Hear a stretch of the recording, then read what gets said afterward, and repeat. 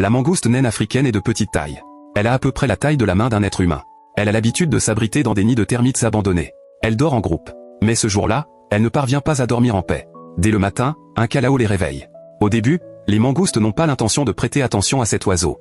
Mais le calao continue de crier et n'abandonne pas. Les mangoustes sortent alors de leur terrier à contre-cœur.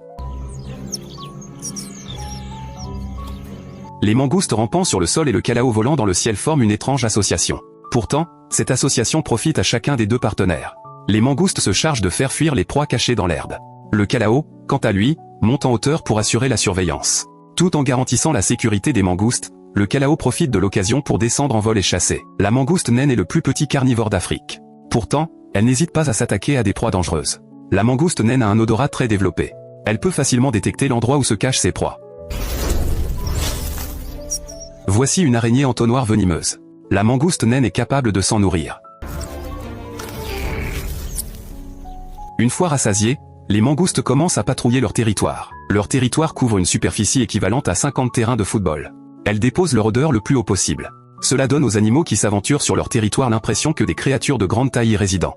Lorsque le calao émet un cri d'alerte précipité, les mangoustes deviennent immédiatement vigilantes. Un cobra a pénétré dans leur territoire. Une mangouste isolée deviendrait facilement la proie du cobra. Mais quand les mangoustes se regroupent, le cobra n'ose pas attaquer facilement. Les mangoustes poussent des cris pour revendiquer leur souveraineté sur ce territoire. Seul et démuni, le cobra n'a d'autre choix que de partir. Cette coopération entre espèces différentes repose sur une grande complicité.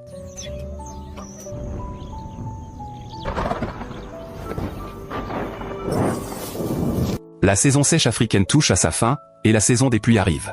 La pluie nourrit la terre asséchée. Cette terre retrouve toute sa vitalité. La mangouste naine n'entretient pas une relation de coopération seulement avec le calao. Un animal de grande taille pénètre dans le territoire des mangoustes.